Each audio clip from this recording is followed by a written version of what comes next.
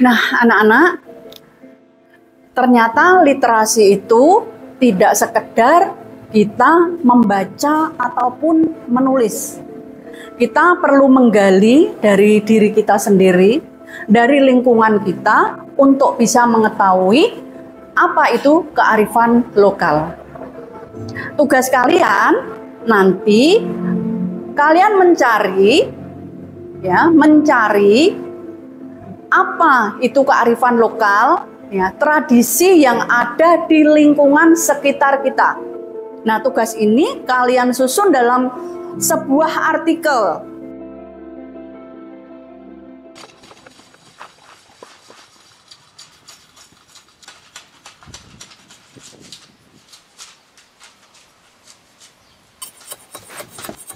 Mbah, ada cerita tentang kearifan lokal nggak?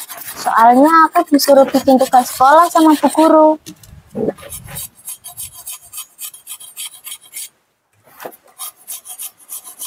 Mbah, itu lumpang masih dipakai.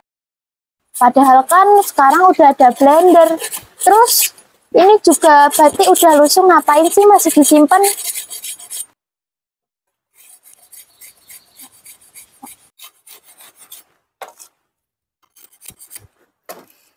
Dulu, orang-orang berkumpul itu berada di alam sebelum masuk dunia digital.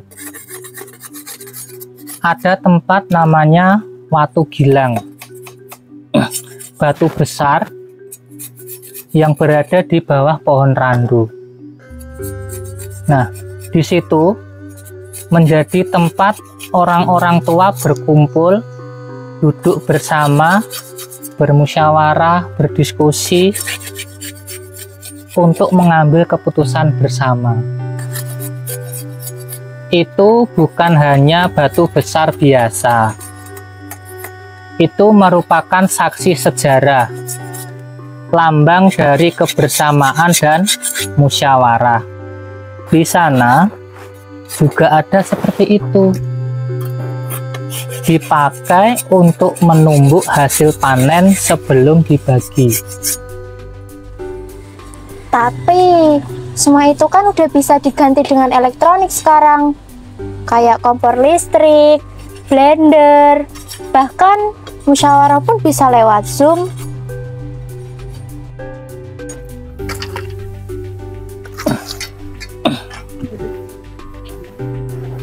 Duk, teknologi itu memang membuat hidup kita menjadi lebih praktis, menjadi lebih mudah.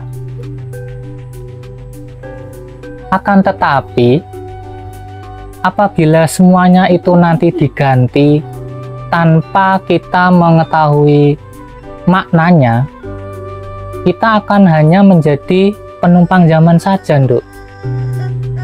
Bukan bagian dari akar. Kamu mengerti?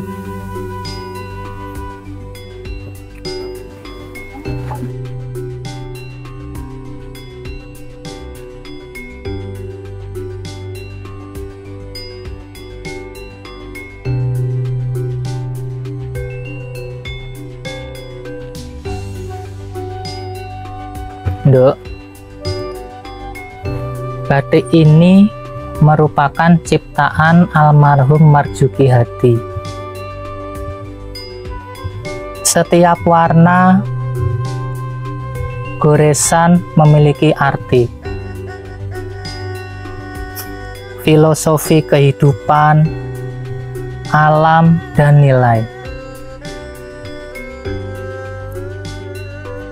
Zaman sekarang memang bisa kalau pengen membuat batik lebih cepat, Nduk. Akan tetapi, batik ini dibuat dengan hati. Sama seperti halnya lumpang dan watu gilang tadi. Coba kamu perhatikan, Nduk. Motif-motif ini seperti tulisan yang tidak pernah selesai. Seperti jejak. Tidak hanya berhenti dalam satu langkah saja, Nduk. pasti akan ada yang melanjutkan. Bukan dengan mesin, tetapi dengan hati dan penuh makna di dalamnya. Itu ya, Nduk ya. Dulu, aku pikir semua ini cuma sisa masa lalu. Barang-barang usang yang ditinggalkan zaman. Tapi, ternyata bukan soal tua atau baru. Ini tentang jiwa, tentang cerita yang tak pernah benar-benar hilang. Setiap jejak selalu menunggu untuk diteruskan. Bukan supaya kembali ke masa lalu, tapi supaya kita tetap tahu dari mana langkah ini dimulai. Mbak Syifa lagi ngapain? Ini loh, aku lagi baca buku Jejak yang Tertulis. Bagus nggak? Bagus lah, mau dengar ceritanya? Mau. Sini duduk semuanya. Dulu, di bawah naungan pohon yang besar, para tetua berkumpul. Mereka bertukar kisah, berbagi hasil bumi dari tangan mereka sendiri, dan menanam harapan untuk masa depan anak cucu mereka. Nah, alangkah baiknya kalian itu memperbanyak yang namanya literasi, biar nanti masa depan kalian menjadi lebih cerah dan menjadi sukses, oke? Oke. Kata kakek, tulisan itu seperti jejak. Ia tidak berhenti di satu langkah, tapi akan ada yang melanjutkan. Aku belajar satu hal, kearifan bukan cuma cerita lama, tapi ia hidup dalam tawa, dalam tanah, dalam setiap tangan kecil yang mau mendengarkan. Oke anak-anak, kemarin tugasnya kita apa ya? Tentang kearifan lokal kalau tidak salah ya. Kalian disuruh membuat artikel ya.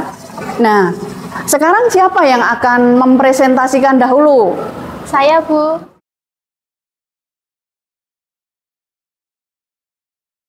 Assalamualaikum warahmatullahi wabarakatuh. Waalaikumsalam warahmatullahi wabarakatuh. Awalnya saya kira ini cuma tugas biasa, cuma disuruh nulis benda-benda lama yang katanya bernilai budaya. Tapi ternyata pada saat saya mendengar cerita dari kakek, dari warga, saya merasakan rasa yang berbeda. Dan saya sadar bahwa tulisan, cerita, itu tidak hanya warisan, tapi merupakan bentuk tanggung jawab kita. Kita boleh memakai teknologi, tapi jangan sampai melupakan akar. Karena akarlah yang membuat kita berdiri.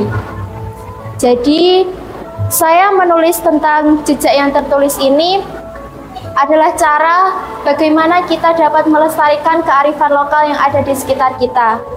Dan cerita mereka yang dahulu, supaya cerita mereka tidak hanya terpendam di rak buku, tapi bisa kita buka, kita baca, dan kita rasakan kehangatannya bersama.